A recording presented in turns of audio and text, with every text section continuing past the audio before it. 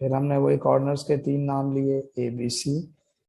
ए के सामने स्मॉल ए आता है, बी के सामने स्मॉल बी आता है, सी के सामने स्मॉल सी आता है। अगर आप गौर करें तो पिछली थ्योरी जो हमने पढ़ी थी, उस थ्योरी में साइड्स की लेंथ नहीं थी। तो जब आप सेंट्रॉइड निकालते हैं तो साइड्स की लेंथ की कोई जरूरत नहीं होती, लेकिन जब आप इन सेंटर निकालते हैं तो फिर आपको साइड्स की लेंथ भी चाहिए, क्योंकि ये फॉर्मूले में इस्तेमाल होती है। ये लेंथ कैसे आती है तो ये भी मैं आपको बता दूं। ये जो कॉर्नर के पॉइंट्स दिए हुए हैं, इनमें दो दो कॉर्नर्स को डिस्टेंस फॉर्मूले में डालते हैं तो ये 3 लेंथ आ जाती है। तो कैसे होता है, इन 2 पॉइंट से ये वाली लेंथ आएगी, इसी तरह इन 2 पॉइंट से ये वाली लेंथ आएगी, इसी तरह इन 2 पॉइंट से ये वाली लेंथ आएगी। अब इन सेंटर बनता कैसे है तो सुनिएगा। वो लाइन जो कोने से निकले और सामने की साइड मिड पॉइंट ना दे, इसी तरह यहां से एक लाइन निकली और इसी तरह यहां से एक लाइन निकली, ठीक है। तो वो लाइन जो कोने से निकले और सामने मिड पॉइंट ना दे, उस लाइन का नाम होता है बाइसेक्टर ऑफ एंगल। ये सारे के सारे बाइसेक्टर ऑफ एंगल के नाम से जाने जाते हैं। ये भी बाइसेक्टर है और इसी तरह ये भी बाइसेक्टर है, ठीक है। और तीनों बाइसेक्टर का जो पॉइंट ऑफ इंटरसेक्शन होता है, उस बीच वाले पॉइंट को हम इन सेंटर कहते हैं। तो सबसे पहले बच्चों हम क्या करते हैं, जो साइडों की लेंथ है ये निकालते हैं। फिर साइड्स की लेंथ निकालने के बाद हम वैसे ही कॉर्नर पर नंबरिंग करके फॉर्मूले में डाल देते हैं। तो हम सबसे पहले ये लिखते हैं, let small A B C R the length of the sides, are the length of the sides, ठीक है। Let a small b small c are the length of the sides. Then first we find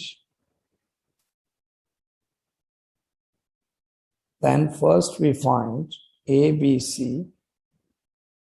with the help of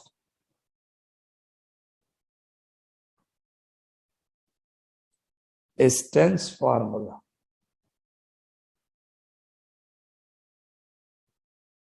ये लिखने के बाद अब आप 3 distance लगाएंगे। पहले ए बी के दरमियान सी निकलेगा, बी सी से ए निकलेगा और ए सी से बी निकलेगा। अगर आप देखें तो जो ए बी है, इससे हमारा क्या आ रहा है, सी। इसी तरह बी सी से हमारा क्या आ रहा है, ए। और ए सी से हमारा क्या आ रहा है, बी। ये तीनों के तीनों बेसिकली डिस्टेंस है। डिस्टेंस निकालने के बाद बीच वाले पॉइंट को ले लेते हैं हम डी। उसके लिए हम लिखेंगे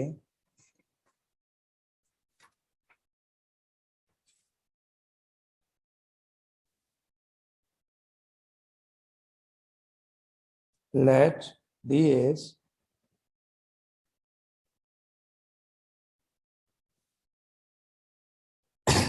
is the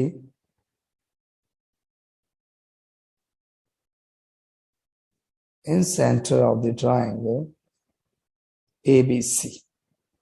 यहां तक लिख लेने के बाद अब आपको करना क्या है, अब आपने करना यह है कि आपको पहले साइड्स की लेंथ निकाली। साइड्स की लेंथ निकालने के बाद आपने कॉर्नर्स की वैल्यू पे नंबरिंग करके फॉर्मूले में डालना है। इसका फॉर्मूला होता है x is equal to ax1 plus bx2 plus cx3 upon a plus b plus c। इसी तरह y का फॉर्मूला होता है ay1 plus by2 plus cy3 upon abc। बच्चों देखें, इसके फॉर्मूले को याद करने का तरीका ये है कि 1 के साथ ए आता है, 2 के साथ बी, 3 के साथ सी आता है, और वही एबीसी नीचे आ जाता है, सेम वही एबीसी नीचे आ जाता है।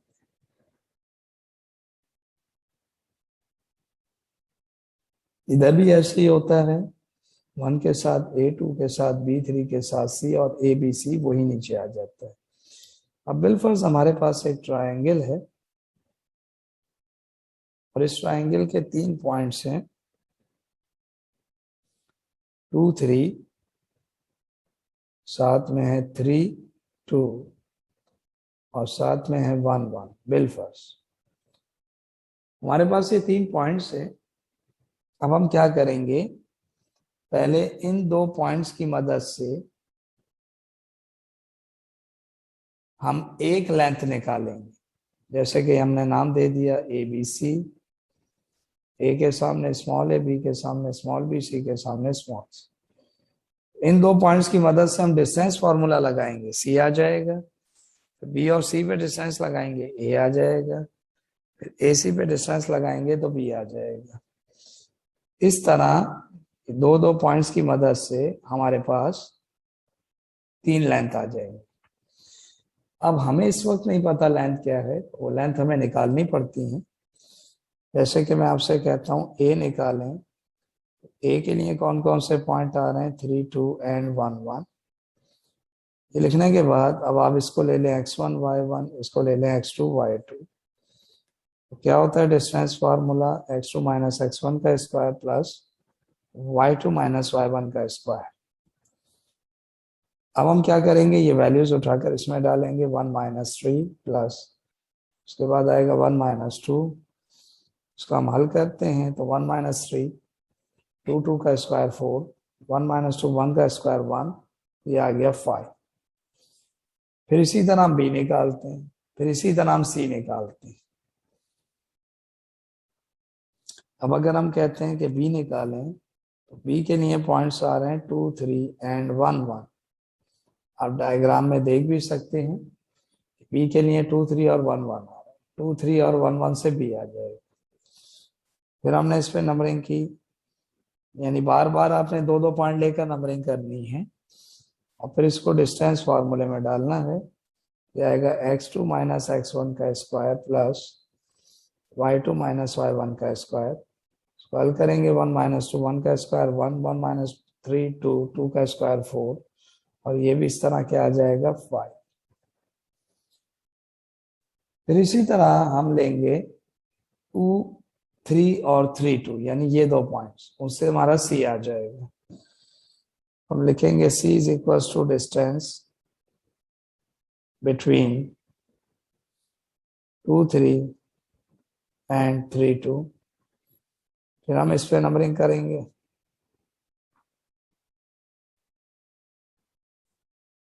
फिर फार्मूले में डालेंगे x2 माइनस x1 का square plus y2 minus y1 का स्क्वायर। तो इसको अगर हम हल करते हैं, 3 माइनस 2 1 1 का स्क्वायर 1, 2 माइनस 3 1 आएगा, इधर भी 1 का स्क्वायर 1 हो जाएगा, 1 प्लस 1 किसके बराबर हो गया 2। ये सिर्फ एग्जाम्पल्स बता रहे हैं हम आप। जब आपके पास तीनों साइडों की लेंथ आ जाए, फिर उसके बाद आप लिखेंगे then coordinates of incentre. लिखने के बाद अब इसका फार्मूला होता है x is equal to ax1 plus bx2 plus cx3 upon abc। अब कहाँ से आएंगी ये नंबरिंग्स, तो ये जो डायग्राम बनाई है, इसमें पहला कोना x1 y1 है, दूसरा x2 y2 है, और तीसरा है x3 y3। x1 y1, x2 y2, x3 y3, यही पॉइंट्स पहले डिस्टेंस निकालते हैं, फिर इन्हीं पॉइंट्स को नंबरिंग करके इन सेंटर के फार्मूले में डाल देते हैं। तो अगर मैं इसमें वैल्यू डालना चाहूँ तो a हमने निकाला है √5, x1 2 है, b हमने निकाला है √5, और x2 हमारे पास 3 है, और c हमने जो निकाला है वो है √2, और x3 हमारे पास है 1।